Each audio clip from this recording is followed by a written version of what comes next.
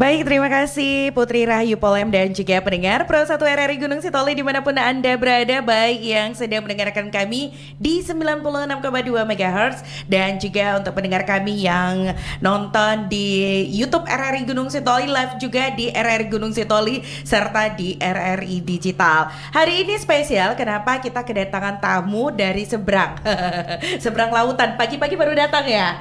Iya, waduh, mudah-mudahan tadi pelayarannya bagus ya. Nggak ada ombak-ombak yang gimana gitu. Tapi kalau dilihat tadi malam sih cahaya bulan bagus. Jadi kalau misalnya nih di atas dek kapal gitu sambil ngeliatin bulan, itu pasti ada wajah saya di sana ya. Oke, bersama Pak Sondi Mangatas B. Simanulang. Iya, selamat pagi Pak. Selamat pagi Kak Rinta. Iya, deket aja mic-nya Pak, nggak apa-apa. Itu kita udah vaksin kok. Siap. Udah disteril ini. Udah steril maksudnya ya. Beliau ini adalah Kepala Seksi Kepatuhan Internal dan juga Penyuluhan, dan juga ada tim-tim di sini ya bersama tim Humas Bea Cukai Sibolga, dan di samping saya 11-12 dengan saya ya. Ada Kak El Starigan. Kalau misalnya di yang mendengarkan di rumah mungkin nggak tahu gambarannya seperti apa gitu ya. Tapi kalau yang lagi nonton di YouTube kita pasti tahu. Oh iya, ini kelas berat ini kayaknya. 11-12. 11-12. Gimana Bang Els atau Kak Els nih saya panggilnya ini bebas enaknya? saja, Kak. Bebas saja ya. Ya udah deh, saya panggil Pak Els saja deh. Boleh. Ya.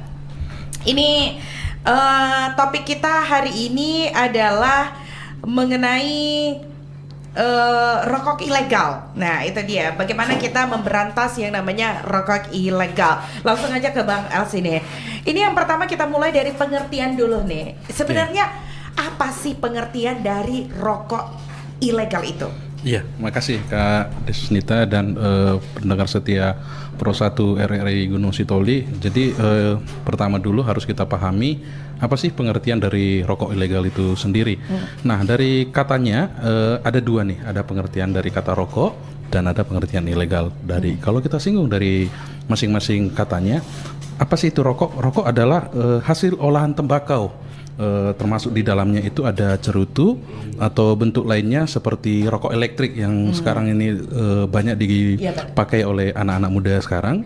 Nah, sedangkan kata ilegal adalah sesuatu yang tidak sah atau sesuatu yang melanggar aturan yang ada di negara tersebut.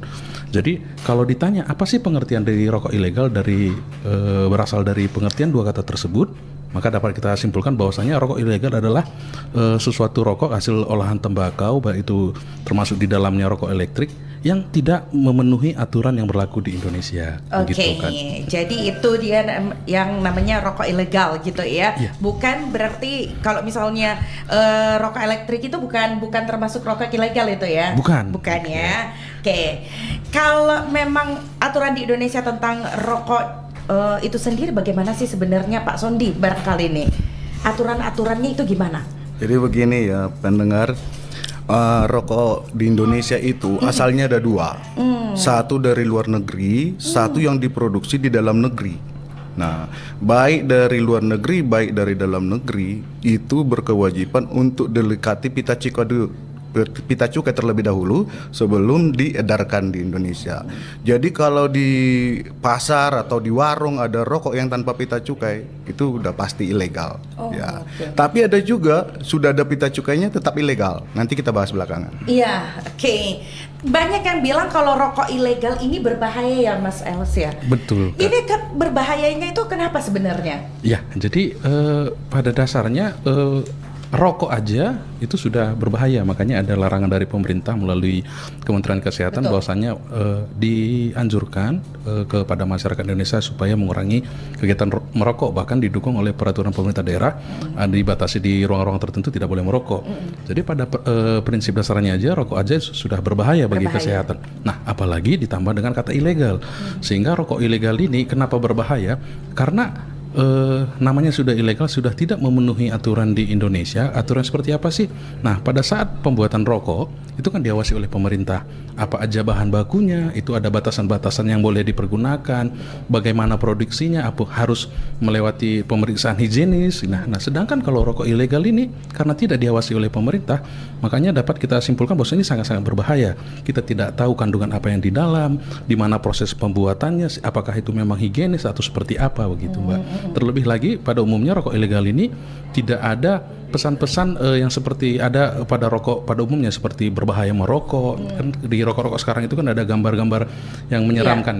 Nah, di rokok ilegal itu tidak ada gitu. Oke. Kalau untuk dampaknya sendiri Pak Sundi gimana ini? Ya, dampaknya tadi udah disebutkan Pak Tarigan ya, bahwa di kemasannya itu tidak ada informasi bahwa rokok itu membahayakan. Nanti kalau yang ilegal ini bebas gitu ya, dibikin gambar love ya orang jadi beli ya kan. Padahal iya sekarang gambarnya itu dibikin gambar paru-paru, leher yang berbahaya. Itu dari pemerintah ada maksud supaya orang begitu kesan pertama melihat orang tidak ingin merokok ya. Kemudian rokok ilegal ini cenderung murah, sangat murah ya, karena rokok yang legal itu mahal ya, sehingga orang-orang yang bisa menjangkau ini yang membelinya itu tentu orang-orang yang sudah punya uang. Tapi kalau rokok ilegal beredar dengan harga yang sangat murah, bahkan kadang-kadang di bawah 10.000, itu anak SMP pun punya uang jajan seperti itu. Betul. Nah, ini dampaknya apa? Perokok pemula itu jadi banyak ya. Belajar merokok itu jadi mudah sekali untuk anak-anak yang masih di usia sekolah. Kemudian juga di rokok-rokok tertentu, bukan rokok tertentu ya, hampir semua rokok yang menggunakan kertas itu namanya harus edible, bisa dimakan karena kena ke bibir yang mengkonsumsi. Nah, kalau ini rokok ilegal tanpa pantauan pemerintah, dia produksi sendiri tanpa ada pengawasan, ini bisa menggunakan kertas-kertas yang beracun. Nah, kemudian yang paling pokok sebenarnya adalah hilangnya penerimaan negara. Potensi penerimaan negara jadi hilang, sedangkan ini sampai sekarang masih menjadi andalan pemerintah untuk menjadi sumber penerimaan yang akan dipakai untuk menjalankan negara kita. Begitu kan, Ita? Oke, ya.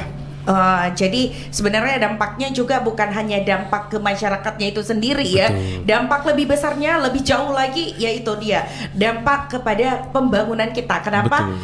Tentu saja negara mendapatkan juga pajak lebih besar itu dari penerimaan negara ya. Penerimaan negara itu ya. Jadi ya harusnya memang dari kita sendiri kalau misalnya mengetahui ada rokok ilegal gitu ya. Nah, ini yang penting ini. Untuk sejauh ini apa sih langkah-langkah yang sudah dilakukan dari pihak Bea Cukai untuk menekan yang namanya peredaran rokok ilegal ini? Dan tentu saja peran serta dari masyarakat juga dibutuhkan. Betul sekali Kak Nita. Jadi kami dari Bea Cukai Sibolga untuk semangat yang ada di kami untuk memberantas rokok ilegal ini adalah salah satunya yang kami lakukan saat ini Kak gitu. Kami mendatangi radio talk show, melakukan sosialisasi, penyuluhan lah kepada masyarakat untuk memberitahukan bahwasannya bahaya dari peredaran rokok ilegal. Nah, selain daripada radio talk show, nanti sore kami udah habis dari RRI ini, kami langsung ke Nia Selatan nih. Kami juga di sana akan melakukan kegiatan sosialisasi. Itu nanti kami di sana sosialisasinya ke warung-warung. Jadi kami akan mampir ke warung, grosir, toko, kemudian kami akan memberikan informasi tentang bahaya rokok ilegal, sekaligus kami juga ada penempelan stiker. Nah, selain dari sosialisasi, bentuk nyata yang lain adalah dari kami Bea Cukai Sibolga, kami juga melakukan kerjasama dengan setiap pemerintah daerah yang ada di Indonesia. Nah, untuk Bea Cukai Sibolga sendiri, kami ada kerjasama dengan 14 kabupaten. Ada 11 kabupaten dan 3 pemerintah kota, itu yang ada di bawah kerjasama kami. Nah, melalui anggaran yang sudah disediakan oleh negara, kami melakukan yang namanya operasi pasar melalui kegiatan DBH CHT, dana bagi hasil cukai hasil tembakau. Nah, dari operasi pasar ini juga kami akan melakukan pemeriksaan ke setiap warung atau grosir yang berpotensi untuk menjual rokok ilegal, dan kemudian dari hasil operasi itulah nanti kalau memang ada ditemukan barang ilegal itu, maka barang tersebut akan disita. Jika memang memenuhi untuk unsur pidananya, maka akan itu dinaikkan ke tingkat pidana. Seperti itu, Pak. Selain daripada itu juga kami juga membuka saluran kepada masyarakat, baik ini yang mengetahui rokok ilegal, baik dia perokok ataupun tidak merokok, kepada seluruh masyarakat apabila mengetahui tentang peredaran dari rokok ilegal itu dapat menghubungi kami Bea Cukai di kontak center kami di 1500225, atau dapat menghubungi kami ke Bea Cukai Sibolga langsung di nomor telepon ataupun WA di 0811 6159 943. Nah, selain daripada nomor telepon atau WA tersebut, kami Bea Cukai Sibolga juga menerima aduan. Itu di media sosial kami, Kak. Baik itu di Facebook, Instagram, ataupun X Twitter, itu semuanya di @beacukai_sibolga. Nah, apabila masyarakat mengetahui adanya peredaran rokok ilegal, itu dapat menghubungi kami, memberikan informasi yang akan segera kami tindak lanjuti. Demikian, Kak. Oke, untuk sejauh ini di akun media sosialnya itu sudah ada aduan? Sudah ada aduan dan sudah ada yang kami tindak lanjuti. Yang terakhir itu di tahun lalu itu ada aduan di Padang Lawas. Dan itu pemiliknya itu kena denda sanksi administrasi untuk mengganti rugi pita cukai dari barang yang ilegalnya itu sekitar 200-an juta. Jadi dia kena denda 200 juta. Wah, cukup besar juga ya. Ini tadi berbicara tentang pita cukai. Tadi Pak Sondi mengatakan pita cukai juga gitu ya. Ini sebenarnya Pak, itu apa sih yang dimaksud dengan pita cukai tersebut, Pak? Baik.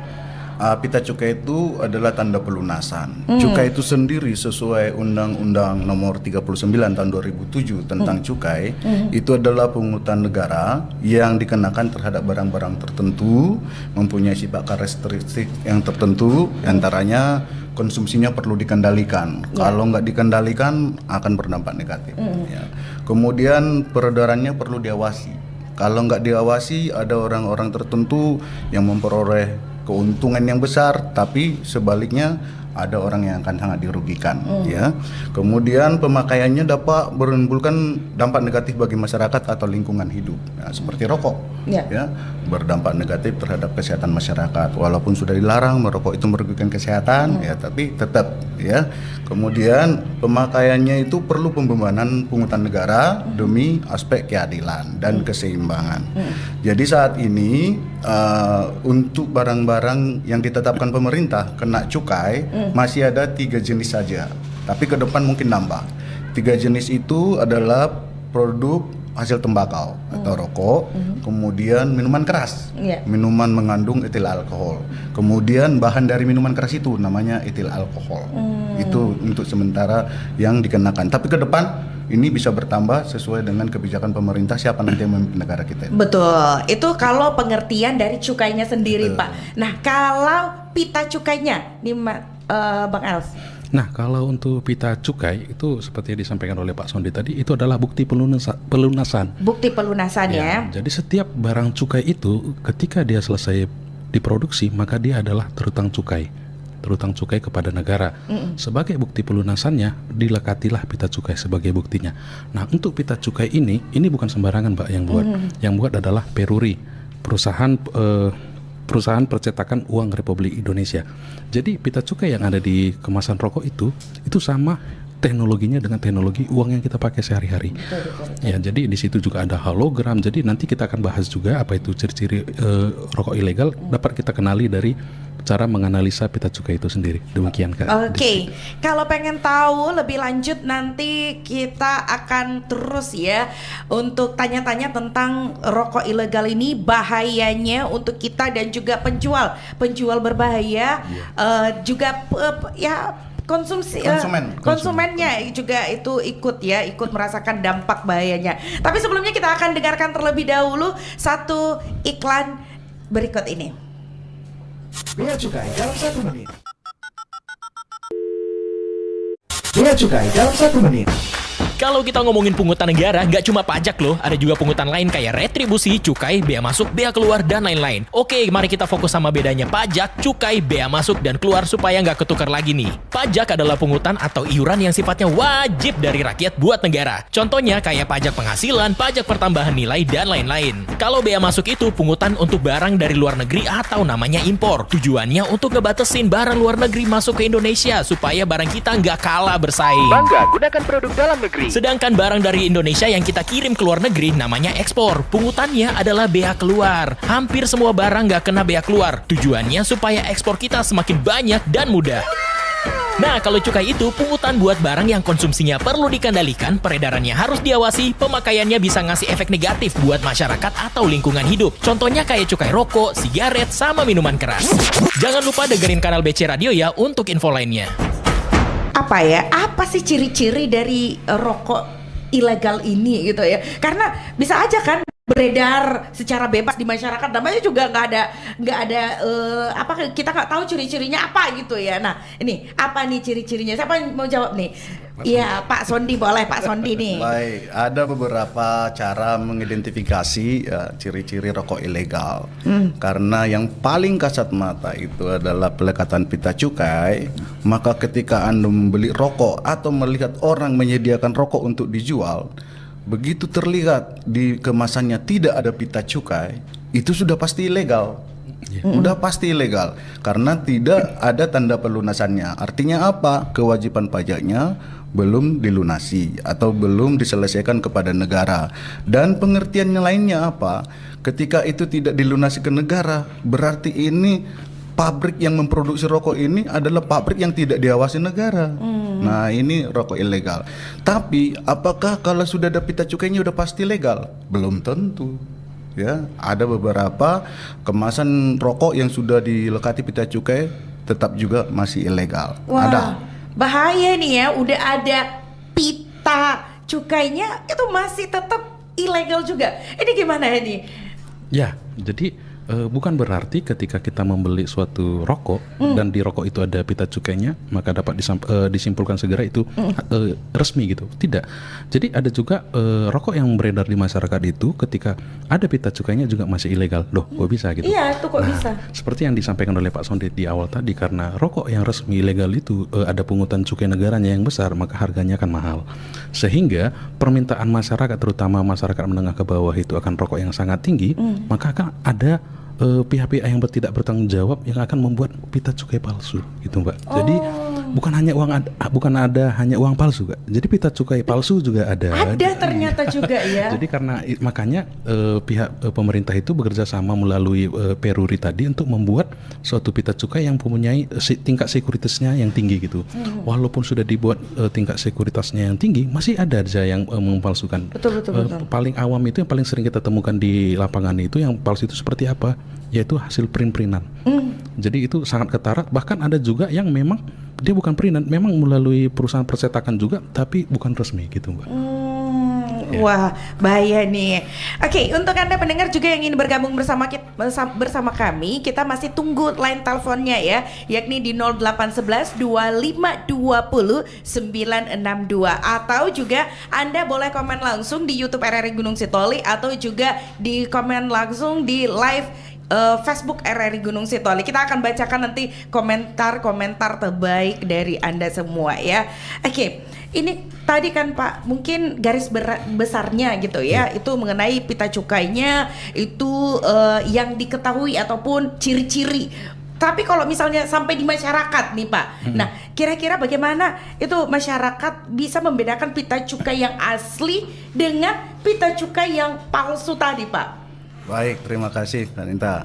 Yang paling gampang itu rokoknya murah dan rokoknya mahal itu. Biasanya kalau yang mahal itu pita cukainya asli. Iya. Kalau yang palsu rokoknya murah gitu ya. Murah. Nah, gitu. Tapi barangkali challenge ya, ada orang yang tertarik ya dari antara masyarakat pengen mengetahui seperti apa sih yang aslinya gitu. Jadi ada beberapa ciri-ciri dari pita cukai asli. Itu ada lambang NKRI, Pancasila, dan lambang instansi kami DJBC, karena kamilah instansi yang dikasih wewenang oleh Undang-Undang Cukai untuk penegakan hukumnya. Nah, kalau di pita cukai itu nggak ada gambar Garuda, itu udah pasti itu palsu. Nah, kemudian ada tarif cukainya, banyak di situ parameter-parameter yang bisa kita lihat ya. Tapi ini terlalu teknis. Tapi barangkali pendengar ada yang ingin mencoba gitu ya, di depannya sekarang ada rokok, mencoba mencocokkan gitu kan? mencocokkan dengan apa yang saya nyatakan ini. Pertama tadi ada lambang NKRI Pancasila, lambang instansi kami Bea Cukai di JBC, ada tarif cukainya, angka tahun anggarannya tahun 2024 tentunya sekarang ya. Kemudian ada harga jual ecerannya gitu. Jadi kalau tidak ada harga jualnya di situ, polos gitu, berarti memang itu ilegal. Di samping harga jual ecerannya ada isi kemasannya ada berapa ya, ada isi kemasannya berapa. Kadang-kadang di pitanya itu isi kemasan 20, Iya. ya kan? Tapi Begitu kita dibuka lihat 10. cuma 10. Nah, itu udah palsu gitu kan. Udah ilegal pasti itu. Terus ada teks Indonesia ya, dan lain-lainnya. Ini sangat teknis ya. Untuk berguru ini bisa datang ke kantor saya ya. Deteksinya kami biasanya lakukan secara kasat mata ya. Secara kasat mata itu sama dengan kayak uang ya. Jadi kalau uang itu yang palsu dengan yang tidak palsu, secara kasat mata gampang membedakan. Jadi pita cukai yang asli juga seperti itu, karena yang memang produksinya sama seperti kata Pak Tarigan tadi. Jadi dia licin, bagus lah cetakannya. Kemudian ada teknik-teknik berikutnya, umpamanya pakai UV, lampu ultraviolet, dan ada teknik-teknik yang lebih ini lagi, lebih detail lagi untuk itu. Kalau nanti masyarakat ada yang ingin memperdalam cara-cara identifikasinya, tertantang mungkin ya, Iya. boleh datang atau menghubungi kami. Tapi sebenarnya ini tugas kami. Cuma kami minta bantuan masyarakat, bantuan pendengar. Apabila menyaksikan dan yakin mengetahui bahwa itu rokok ilegal, silahkan hubungi kami. Itu aja Kanita. Oke, jadi karena bisa dibilang dari pihak Bea Cukai juga tidak bisa bekerja kalau tidak ada kerjasama yang baik dari masyarakat. Betul, tentu saja ya. ya. Oke, selain pita cukai yang palsu, kira-kira apa lagi nih ciri-ciri rokok ilegal yang lain gitu ya, yang dilengkapi dengan pita cukainya? Ada nggak sih itu? Ada Kak Destiana. Jadi selain daripada pita cukai yang palsu, ada juga yang namanya pita cukai salah peruntukan. Nah, seperti yang dibahas barusan antara Kak Destiana dengan Pak Sondi. Jadi di kemasan itu antara pita cukai dengan isi kemasan itu harus sama. Jadi kebanyakan itu yang rokok ilegal itu adalah pita cukainya itu misalnya 12 batang. Ya. Tetapi isi rokoknya 16 batang. Nah, itu juga masuk kategori ilegal. Ilegal. Jadi dia bayar pajak ke negara 16, tapi yang dijual ke masyarakat itu 16. Itu termasuk ke kategori ilegal. Nah, jadi bagi pendengar setia Pro 1 RRI Gunung Sitoli, apabila ingin membeli rokok, ya selain daripada mengecek dari pita cukainya ada atau tidak, juga harus mengecek antara kemasan dengan isi pita cukai. Nah, jika di pita cukainya itu 12, maka kemasannya juga atau isi kemasan itu harus 12. Kalau memang pita cukainya 16, ya isi kemasannya juga harus 16 gitu. Jangan dibalik gitu. Pita cukainya 12, isi rokoknya 20. Jadi negara di situ rugi ya, di 8 batangnya gitu. Jadi Betul. itu juga masuk ke kategori ilegal. Meskipun pita cukainya tadi sudah diidentifikasi asli, masih tetap masuk kategori ilegal. Begitu, Kak. Oke, kita akan lanjutkan nanti pertanyaannya, tapi kita baca dulu komentar yang ada di live chat dan juga live Facebook RRI Gunung Sitoli. Ini sudah ada Tria Mandraha. Beredarnya rokok ilegal murah dan terjangkau mengakibatkan kerugian juga bagi pabrik rokok yang sudah membayar pajak atau legal. Karena rokok yang murah sangat diminati bagi para perokok. Pertanyaannya, bagaimana Bea Cukai mengatasi hal ini bisa terjadi? Kemudian ternyata sudah ada penelpon. Oke, kita angkat terlebih dahulu penelpon. Selamat siang. Selamat siang. Iya, dengan siapa di mana? Iya, dengan Yanti. Oke, Yanti silakan. Ya, menarik ya topik yang dibahas pada pagi hari ini. Nah, yang jadi pertanyaan saya pertama itu sebenarnya sejak kapan sih beredarnya rokok ilegal khususnya di wilayah kepulauannya? Kemudian yang kedua, ini kan terkesan seperti ini nih, kalau misalnya ada sesuatu yang salah, terkesan ada pembiaran dulu, kemudian ketika gaduh baru ada tindakan. Nah, maksud saya gini, kenapa nggak dari awal sih? Harusnya kan memang sudah tercium dong, harusnya ada rokok-rokok ilegal ini. Jadi sebelum semakin merajalela, semakin merebak di masyarakat, itu ya langsung ditindak. Jangan sudah masyarakat udah nikmatin, udah ngerasain enaknya, baru deh kesannya seperti itu ya, kayaknya seperti itu deh. Kemudian apa sih yang dilakukan kalau begitu, pemberantasannya seperti apa? Nah, saya sebagai seorang ibu rumah tangga yang punya suami merokok, saya sih berharap bukan hanya rokok ilegal, semua rokok kalau bisa jangan dibiarkan beredar supaya sehat negeri ini. Iya. Itu saja sih, terima kasih. Baik, terima kasih untuk Yanti. Ini 2 pertanyaannya. Sejak kapan sih sebenarnya beredar rokok ilegal ini, khususnya untuk di Kepulauan Nias, Pak Sondi? Baik, terima kasih Bu Yanti. Saya senang dengan pertanyaannya. Sangat kritis ya. Saya merasa dikritisin nih sebagai petugas ya. Soal sejak kapan Ibu, sebenarnya sudah sejak lama. Udah sejak ada ketentuan ini ya, sejak ada ketentuan cukai.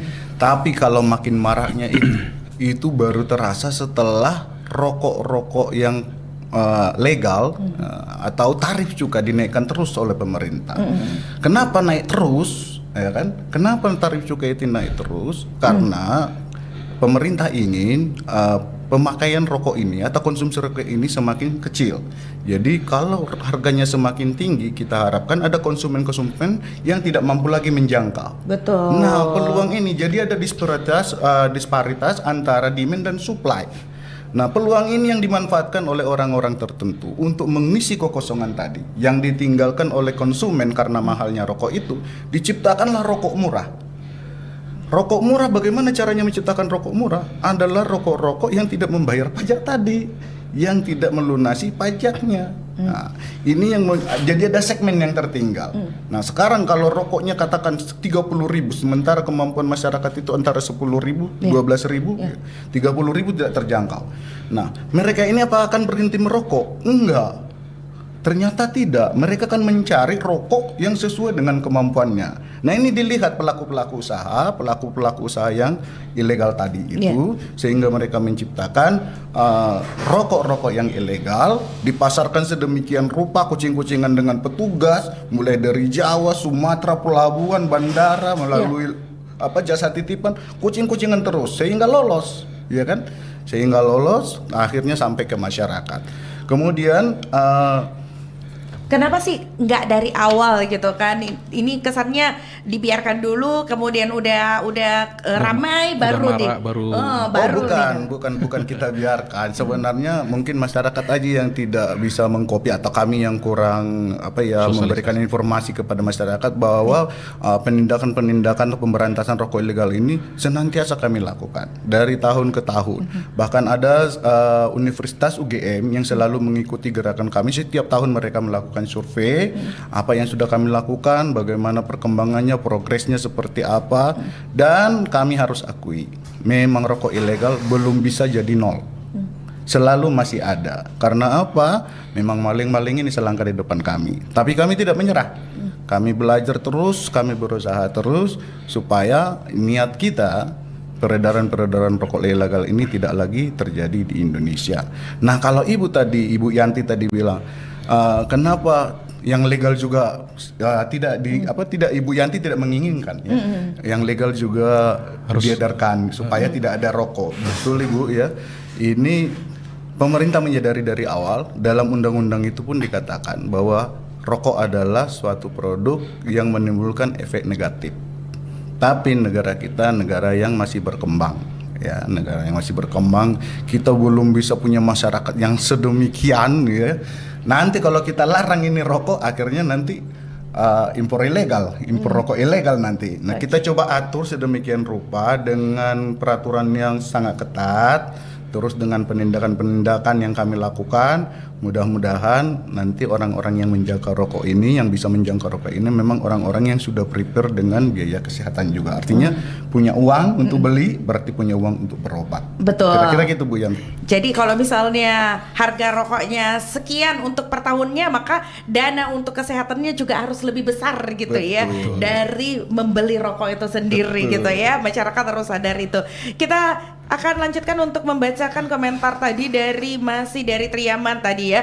Pertanyaannya tadi begini, bagaimana Bea Cukai membatasi hal itu terjadi? Lorong keluar masuknya rokok ini adalah pelabuhan Sibolga Gunung Sitoli. Ya, jadi untuk peredaran rokok ilegal ini tadi, memang seperti yang dibilang Pak Sondi tadi, kami dari pihak Bea Cukai sendiri memang tidak menampik bahwasannya peredaran rokok ilegal itu masih ada dan terkesan masih marak di peredaran di masyarakat. Nah, kemudian dipertanyakan dong, di mana sih peran tugas kami sebagai petugas Bea Cukai dalam berantas ini? Nah, seperti yang kami sampaikan tadi, bahwasanya kami memang punya komitmen yang tinggi, kami sudah melakukan pemberantasan rokok ilegal. Nah, untuk di tahun lalu untuk Bea Cukai Sibolga sendiri itu melakukan pemusnahan hasil tegahan kami untuk rokok itu di sekitar 3.600.000 batang.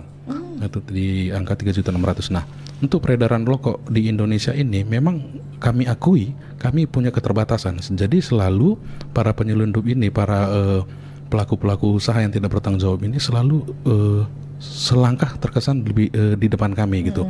Nah, dengan sifat teoretikal Indonesia, garis pantai kita yang begitu luas gitu. Memang kalau ditanya nih untuk peredaran rokok ilegal di Nias, lah itu kan pelabuhannya di Sibolga. Iya, benar, pelabuhannya memang di Sibolga. Tetapi pintu keluar masuk untuk ke Nias ini kan bukan hanya Sibolga.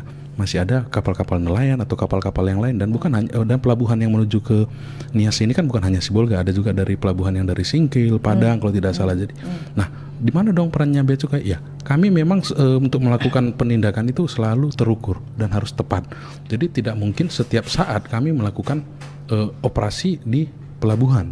Ibaratnya ada nih truk yang masuk, kami periksa, kami turunin barang, harus dicek satu-satu. Itu selain daripada memang personil kami tidak cukup, itu juga akan menimbulkan keresahan di masyarakat karena barang-barangnya jadi tertunda sampai, belum lagi dengan kerusakan-kerusakannya. Jadi memang kalau memang ada informasi peredaran rokok ilegal dari masyarakat, kami sangat berterima kasih mengadukan kepada kami, maka informasi tersebut akan kami teliti dan akan kami tindak lanjuti begitu.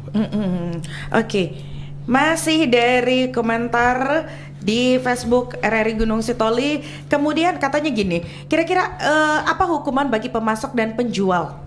Ya, untuk pemasok dan penjual ya, jadi gini, apabila dalam satu tempat itu yang pernah kami lakukan treatment di Sibolga adalah ketika melakukan operasi dan ditemukan ada rokok ilegal di situ, nah maka akan rokok ilegal itu yang pasti adalah akan kami sita, minimal itu pasti kami sita, dan apabila di jumlah tertentu maka kami lihat dulu apakah ini terpenuhi unsur tindak pidananya atau tidak. Nah, apabila dipenuhi unsur tindak pidananya maka akan ditingkatkan kasusnya. Nah, dalam pengurusan barang seperti ini melalui dari peraturan pemerintah itu di harmonisasi peraturan perpajakan, itu diberikan kesempatan kepada pelaku usaha ini untuk menembus cukainya.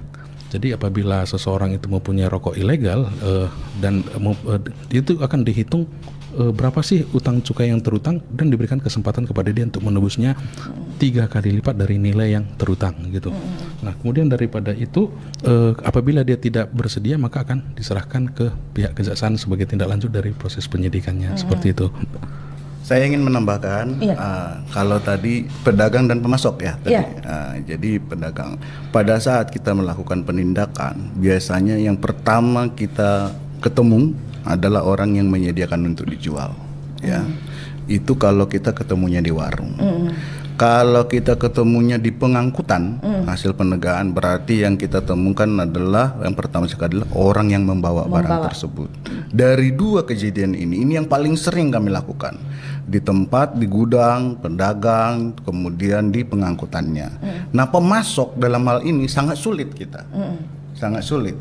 Tapi Bea Cukai selalu berupaya supaya kita dapat sampai ke hulunya, siapa yang menciptakan rokok tersebut. Betul. Nah, ini sangat sulit. Masyarakat perlu tahu ya, pendengar perlu tahu bahwa rokok ilegal ini bisa diproduksi di mana saja, bahkan di WC umum. Maaf kata kalau di Jawa sana itu di musola pun ada. Maaf kata ya. Karena mereka itu sangat-sangat liciknya kucing-kucingan dengan petugas. Jadi mesinnya itu dibawa di dalam mobil, mereka sudah punya tembakau, sudah punya kertas, dengan mesin teknologi canggih, tidak berapa lama dia bisa ribuan batang produksinya. Kemudian dia kalau kemasan ya sama dengan kalau kita jual makanan kecil ya, kemasan itu nggak sulit ya, tinggal dilem-lem seperti itu, tinggal diedarkan. Nah, ini pemasok-pemasok seperti ini memang sulit kami deteksi, kami akui, karena orang itu seperti kutu loncat. Ya. Ini jangan kita bayangkan rokok ilegal ini ada pabriknya, gedungnya seperti RR ini ada mereknya gitu, enggak. Mereka itu seperti kutu loncat, karena dengan modal satu mobil pun yang ada pickupnya, atau kadang-kadang dibikin kayak kalau di desa-desa itu seperti mobil menumbuk padi, ya, menggiling padi, kayak seperti itu mereka mengumpet sebentar, bersembunyi sebentar, sekian jam udah dapat sekian ribu batang. Nah, seperti itu. Jadi kita untuk dapat pemasoknya memang sulit.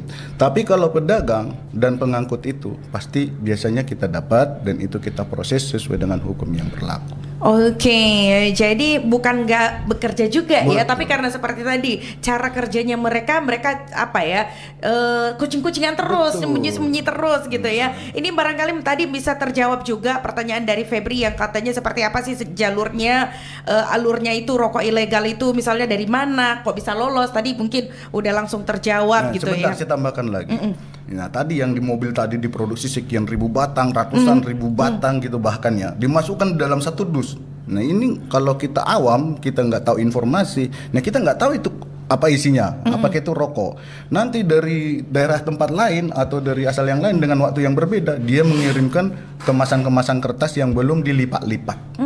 Bertemulah ini di suatu tempat yang juga ngumpet-ngumpet, yang juga bersembunyi, yang kita nggak pernah tahu jam berapa mereka beroperasi. Iya, betul. Dimasukkan hanya sekejap, udah menjadi rokok dalam kemasan, dikerdusin lagi, dipecah-pecah, didistribusikan terpecah-pecah. Nah itu kita udah nggak tahu lagi kemana. Iya, oke. Kita masih tunggu live komen Anda juga ya, dan telepon Anda di 081125209962. Kita lanjut lagi ke Amafika Gunung Sitoli. Selain rokok, apa saja produk ilegal yang bisa kita waspadai? Ya. Bang Els nih. Kalau ini agak berat ya pertanyaannya. Kalau ditanya apa aja sih produk ilegal itu, karena dari masing-masing instansi itu punya ini ya apa ya parameter sendiri ya. Kalau kami dari Bea Cukai yang paling sesuai dengan tema kita hari ini adalah rokok ilegal. Nah, selain daripada rokok ilegal, nah, untuk barang-barang elektronik misalnya apakah itu ilegal atau tidaknya ya kita agak sulit juga ya untuk mendeteksinya gitu. Oke. Ini dari Ina Widya di Gunung Sitoli. Bagaimana proses seleksi atau pemeriksaan bea cukai? Apakah hanya dari pelabuhan saja atau kapal aja, atau juga bisa produk ilegal tersebut dari pesawat atau dari paket atau dari kurir ekspedisi misalnya? Ini tentang rokok masih? Iya, masih Baik. tentang rokok. Masih. Mudah-mudahan dengan Mbak siapa tadi yang dicek? Ibu Ina Widya di Gunung Ibu Sitoli. Ina ya, mudah-mudahan tentang rokok. Jadi kita tidak melebar ya, karena kalau nanti tentang barang yang lain saya menjelaskannya berbeda lagi ya. Jadi kalau ini tentang rokok ilegal, model pemeriksaan kami, jadi begini Ibu Ina ya, semua pabrik rokok di Indonesia yang hendak memproduksi rokok itu harus lapor ke kami. Kami kasih izinnya, baru mereka bisa beroperasi. Ya. Nah, kalau rokok ilegal, dia nggak punya pabrik seperti yang tadi ya. Dia tidak lapor ke bea cukai, dia tidak mendaftar izin ke bea cukai. Mereka itu kadang-kadang ada di satu mobil, ada di rumah, ada di kos-kosan. Bisa bawa gerobak juga bisa mungkin bawa, ya. ada di kontrakan, ngontrak cuma sebulan 2 bulan, mereka produksi di situ. Dah diedarkan. Nah, kami tidak di situ. Nah, pabrik rokok yang minta izin ke bea cukai, itulah yang kami awasi. Itulah yang kami periksa sebelum rokok-rokok itu keluar dari pintu pabrik untuk diedarkan. Kami pastikan sudah dilekati bea cukai. Oke. Tapi kalau yang ilegal, nah ini di luar pengawasan kami. Bagaimana kami mengawasi rokok ilegal ini dengan cara seperti itu? Itulah kekuatan dari intelijen kami. Jadi kami mencari informasi, keluar ke sana kemari, bersinergi dengan aparat-aparat tertentu seperti polisi, tentara, masyarakat, pemerintah daerah. Kami bekerja sama untuk mengumpulkan informasi sebanyak-banyaknya sehingga nanti kami bisa ketemu dengan rokok ilegal ini dan kami tindak untuk dimusnahkan. Oke, jadi dengan ini juga mudah-mudahan bukan hanya bapak-bapak ya, tapi ibu-ibu juga jadi lebih waspada ini. Siap. Periksa dulu nih rokok suaminya, ini Iya. ilegal enggak nih, ya kan? Ini jangan-jangan belum bayar pajak nih apanya Iya. nih rokoknya gitu ya. Nih, Bang Els, tadi kita sudah bahas itu ada yang namanya rokok tanpa pita cukai atau Iya. yang polos gitu ya. Iya. Terus ada juga yang sudah ada pita cukainya tapi salah peruntukannya gitu Iya, kan. betul. Ada juga tadi itu ya. Iya. Nah, kira-kira apa aja sih jenis ilegal rokok ilegal lainnya lagi nih? Ya. Apakah ada lagi nih? Ada, ini yang terakhir.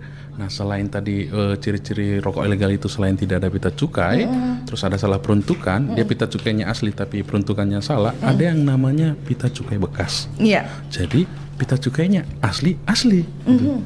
Peruntukannya sama sesuai antara kemasan dan pita cukai sesuai, tetapi pita cukainya bekas. Nah, untuk di Sumatera Utara sendiri dari hasil penindakan kami oleh teman-teman penindakan di kantor, sejauh ini di Sumatera Utara kami belum pernah menemukan pita cukai bekas.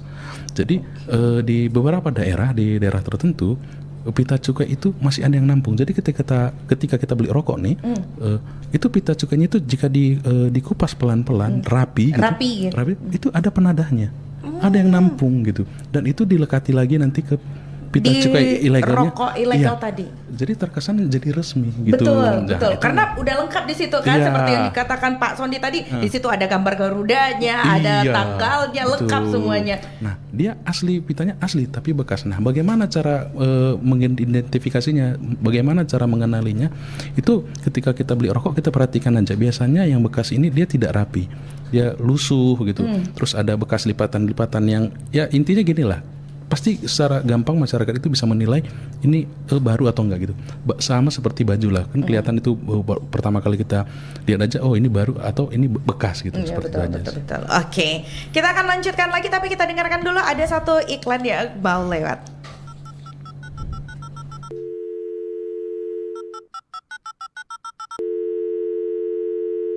Halo, selamat malam. Boleh kenalan? Malam. Boleh? Oke.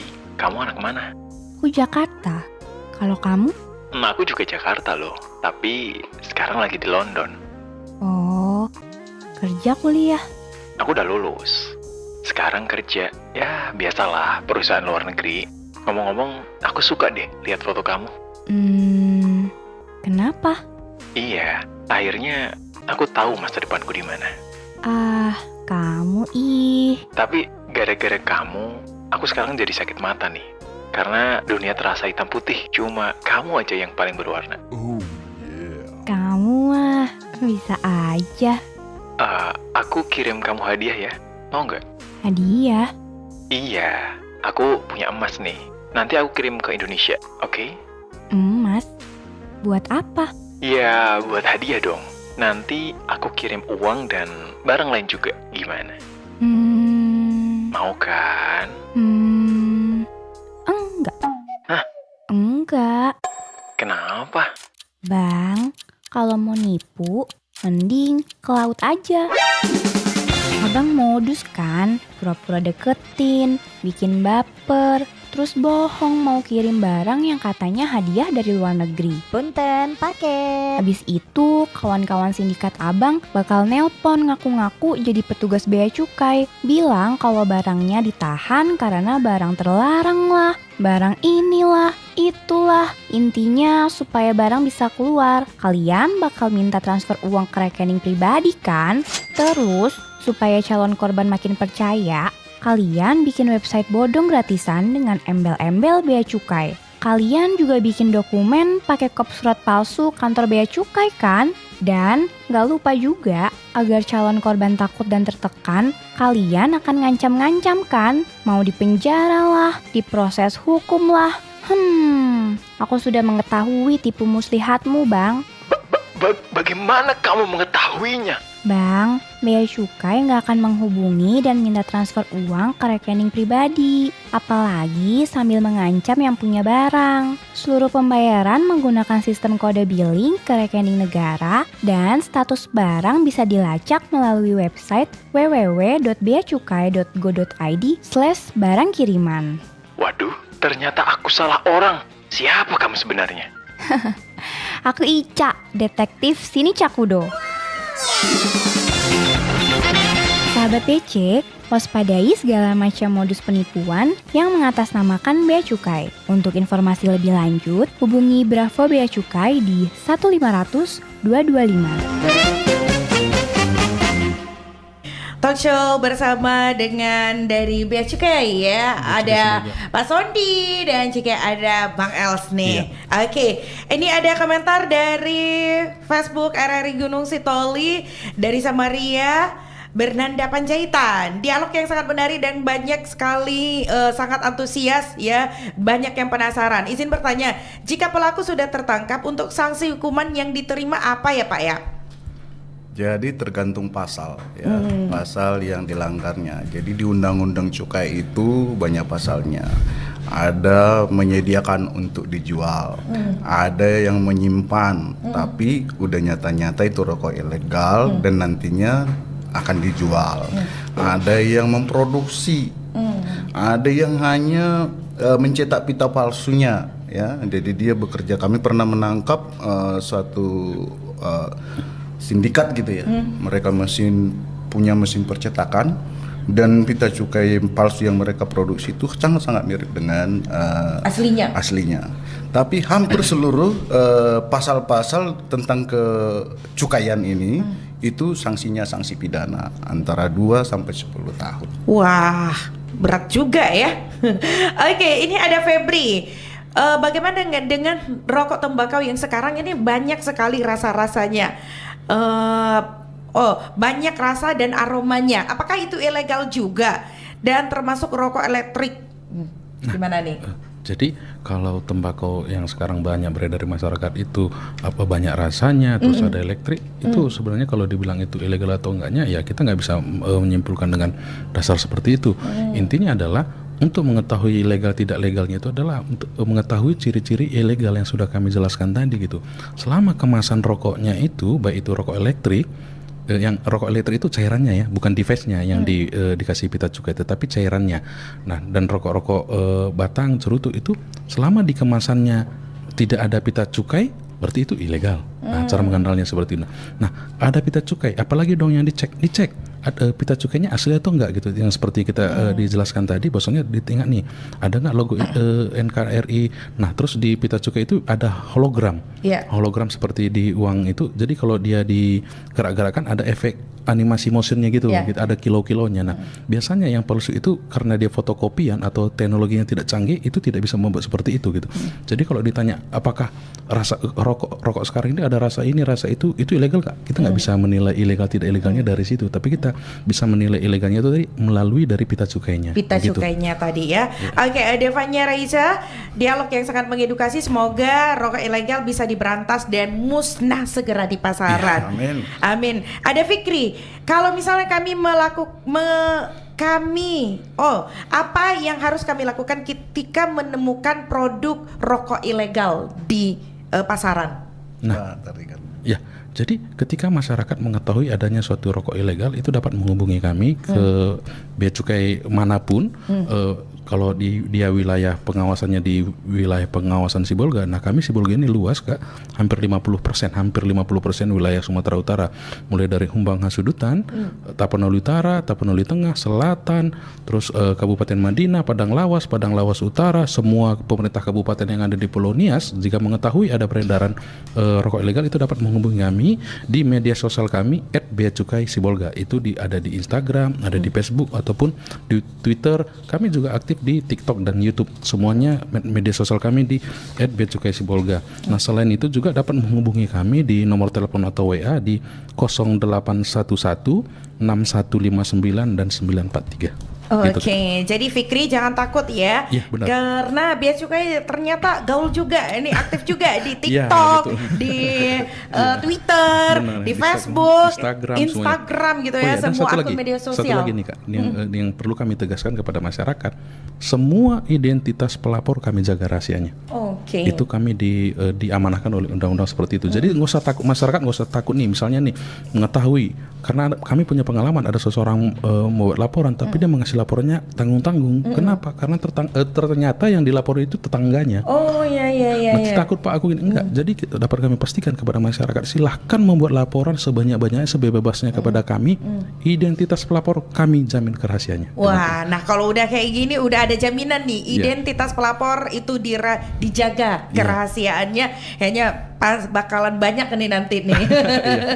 Oke, ini tapi yang bikin penasaran juga ini Pak Sondi, ini apa sih yang menyebabkan rokok itu bisa marak sekali itu beredar di masyarakat sebanyak itu, kenapa sih Pak Sondi? Tadi gitu kan Nita, jadi rokok ini yang legal ini mahal ya, bahkan kalau tanya perokok yang 5 tahun yang lalu atau 10 tahun yang lalu rokok itu masih 12.000, sekarang udah 35.000, 38.000. Betul.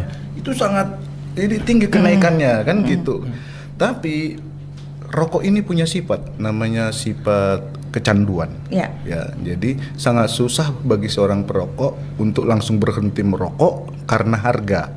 Ya, dia biasanya pelan-pelan. Jadi seseorang mau berhenti merokok biasanya dia lebih memilih menurunkan derajatnya dia sendiri. Rokok yang lebih murah, yang lebih murah. Yang penting bisa ngerokok. Yang penting Betul, bisa yang ngerokok. penting Nah, kalau yang ada di pasar itu sesuai dengan kemampuannya adalah rokok ilegal, ini lama-lama nanti dia ngerokok itu jadi enak juga. Yang tadinya enggak jadi enak Betul, juga. betul. Nah, dan dia terjangkau. Akhirnya dia akan mencari itu rokok tersebut.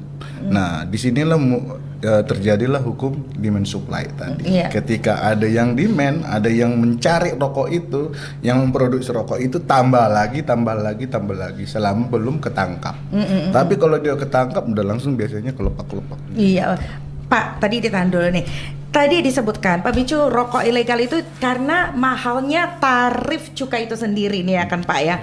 Terus kenapa cukainya itu rokoknya itu dinaikkan? Tarif cukainya itu kan hampir tiap tahun naik ya Pak ya. Betul. Itu kenapa Pak Sondi? Jadi target penerimaan negara ini di kebea cukai itu ada dua, penerimaan kepabeanan dan penerimaan cukai. Ya. Sebenarnya tarif cukai naik atau tidak itu sebenarnya sudah dipikirkan oleh banyak orang, termasuk pemimpin-pemimpin kita dari perwakilan masyarakat, asosiasi pabrik rokok, Betul. Tenaga-tenaga medis, orang yang pemerhati medis, pemerhati kesehatan, sudah dibahas dengan sedemikian rupa. Nah, supaya semua mendapat bagian, terakomodir kemauannya, satu-satunya adalah kenaikan cukai, kenaikan tarif cukai. Tapi kenaikan tarif cukai ini harus diimbangi dengan penggunaan yang optimal. Akhirnya ada yang kembali kepada masyarakat. Nah, Kak Nita boleh tahu bahwa sebagian 2% dari dana cukai yang kami kumpulkan itu, cukai hasil tembakau ya utamanya ya, itu kita kembalikan ke masyarakat melalui pemerintah daerah. Dipakai untuk bangun rumah sakit, Betul. dipakai untuk bangun puskesmas, bayar dokter dan sebagainya. Itu jadi kami Bea Cukai bekerja sama dengan pemerintah daerah dalam hal dana bagi hasil cukai hasil tembakau. Begitu kan? Iya. Oke. Nah, ini kalau untuk tahun ini sendiri Bang Els berapa nih untuk kenaikannya Bang Els? Nah, untuk aturan kenaikan cukai tadi seperti yang disampaikan oleh Pak Sondi, bahwasanya memang setiap tahun pemerintah itu selalu saja menaikkan tarif cukai. Kenapa? Karena itu tadi memang pertama untuk menekan peredarannya, sehingga daya masyarakat sehingga nanti yang diharapkan oleh pemerintah adalah masyarakat yang memang benar-benar siap untuk merokok lah ya, hanya merokok. Nah, dengan ditekannya peredaran rokok yang resmi ini tadi, ditekan jumlahnya, tetapi target penerimaan negara oleh pemerintah melalui DPR itu selalu dinaikkan. Itu karena memang kebutuhan negara kita mungkin bertambah terus seperti itu, sehingga kenaikan tarif cukai itu dipandang perlu. Nah, untuk tahun ini sendiri itu dinaikkan di sekitar angka 10-15% tergantung dari jenis rokoknya, karena rokok itu ada jenisnya Kak. Ada yang kretek, ada yang putih, ada yang cerutu. Tapi untuk tarif ada yang elektrik juga ya itu, tapi untuk di kisarannya itu di angka 10% sampai 15% per tahun biasanya naik. Begitu Kak. Oke, 10 sampai dengan 15% naiknya. Ini saya mau mengakhiri tapi jangan dulu karena ini ada Sandi Eswaru. Ini penting nih katanya. Saya pemilik toko. Apa yang harus kami lakukan apabila ada sales yang menawarkan rokok ilegal tersebut? Tolak ya. Dan Anda harus tahu bahwa nanti akibat yang paling besar Pak Andi Waru. Akibat yang paling besar adalah ke Pak Andi. Salesnya tidak ada di tempat pada saat Bea Cukai datang menangkap atau petugas yang lain datang menangkap. Salesnya sudah nggak di sana. Betul. Nah, nanti yang ditindak adalah Pak Andi sebagai orang yang menyediakan untuk dijual. Nah, iming-iming keuntungan yang diberikan oleh sales itulah yang kadang-kadang membuat para pedagang tidak berdaya. Ya, dia menjual yang lain yang legal, untungnya cuma sedikit-sedikit. Begitu yang ilegal itu untungnya luar biasa, tapi itu nikmat sesaat, Mbak Nita ya. Ini masyarakat perlu tahu, itu adalah nikmat sesaat. Ketika Anda berhadapan dengan aparat hukum, berhadapan dengan pengadilan, tersiksanya luar biasa. Apalagi sudah masuk penjara, lebih tersiksa lagi. Jadi untuk apa nikmat sementara, nikmat sesaat, Anda bisa liburan ke Bali sekali, pulangnya ditangkap, masuk penjara 2 tahun. Betul. Di Bali cuma 3 hari. Betul, iya. Iya kan? Ya? Penjara 10 tahun. Jadi jawaban saya dengan jelas, tolak. Saya tidak mau, karena nanti yang kena hukum saya. Iya, betul. Oke, ini ada Natasha Arisa. Semangat terus untuk bapak-bapak bea cukai. Apakah Siap, tidak terima kasih. apakah tidak ada keinginan untuk menggandeng pihak lain untuk memberantas rokok ilegal ini? Ya, jadi untuk pemberantasan rokok ilegal ini melalui undang-undang memang yang diberikan wewenang dan amanat adalah bea cukai, sesuai dengan namanya adalah undang-undang cukai. Tetapi dalam pelaksanaannya kami dari bea cukai itu selalu bersinergi dan berkoordinasi dengan pemerintah daerah dan aparatur pemerintah APH lainnya gitu. Nah, melalui DBHCHT yang seperti saya bilang tadi kami ada 14 kabupaten. Jadi kami itu bekerja sama melalui dana tersebut gitu. Jadi kami melakukan operasi bersama dengan Pemda. Biasanya dari teman-teman Pemda itu yang ditunjuk adalah Satpol PP. Nah, sama seperti nanti kami ke Nias Selatan, setelah dari sini kami akan ke sana juga berkoordinasi dengan Satpol PP di Nias Selatan. Kami akan tanya seperti apa peredaran rokok ilegal di daerah tersebut. Intinya bea cukai itu selalu siap bekerja sama dengan siapapun dalam memberantas rokok ilegal. Demikian Kak Destina. Saya tambahkan sedikit, kami juga punya perjanjian kerjasama dengan TNI Angkatan Darat untuk operasi-operasi tertentu. Dalam hal kami membutuhkan bantuan dari TNI Angkatan Darat, kami bisa bersinergi bahkan di daerah sendiri, bahkan di Pulau Nias dengan Kodim kami bisa bekerja sama, karena itu adalah perjanjian kerjasama yang ditandatangani oleh Kepala Staf Angkatan Darat dengan Bu Menteri Keuangan. Oke, baik, luar biasa perbincangan kita untuk terkait tentang peredaran rokok ilegal ini ya. Dan saya ucapkan terima kasih untuk Bang Els, terima kasih juga untuk Pak Terima kasih, Sondi, Mbak Nita. semangat Terima kasih, Pak untuk Astiana. memberantas rokok ilegal ya. terima kasih. Dan cukup sekian untuk talk show kita hari ini. Bagi masyarakat yang ingin mengetahui atau memiliki informasi seputar rokok ilegal, dapat menghubungi Bea Cukai Sibolga di nomor telepon 0631 21655 atau di nomor WhatsApp 0811 6559 943. Email juga ada ya, yaitu sibolga kppbc@gmail.com atau bisa melalui akun media sosial resmi dan aktif ya, Facebooknya yaitu KPPBC TMPC Sibolga. Nah, untuk Instagram dan juga Twitternya serta TikToknya itu @beacukai-sibolga. Demikian untuk talk show kita. Sekali lagi terima kasih, sampai jumpa. Ya ahobu. Lu yakin mau lewat sini? Serem bro. Ya, mau gimana lagi bro? Lagian sepeda lu mana sih? Katanya mau beli sepeda baru. Nah itu dia, gue udah beli dari luar negeri. Tapi kata bea cukainya harus bayar bea masuk. Lagian ngapain harus bayar-bayar segala sih? Ya juga ya. Ayam. Bea masuk itu untuk melindungi produk lokal biar kita nggak kalah saing. Kalau mau murah pakai aja produk dalam negeri, nggak kalah bagus kok kualitasnya. Gitu ya Mbak. Iya. Makasih ya Mbak ya. Iya. Kakinya hilang. Bro.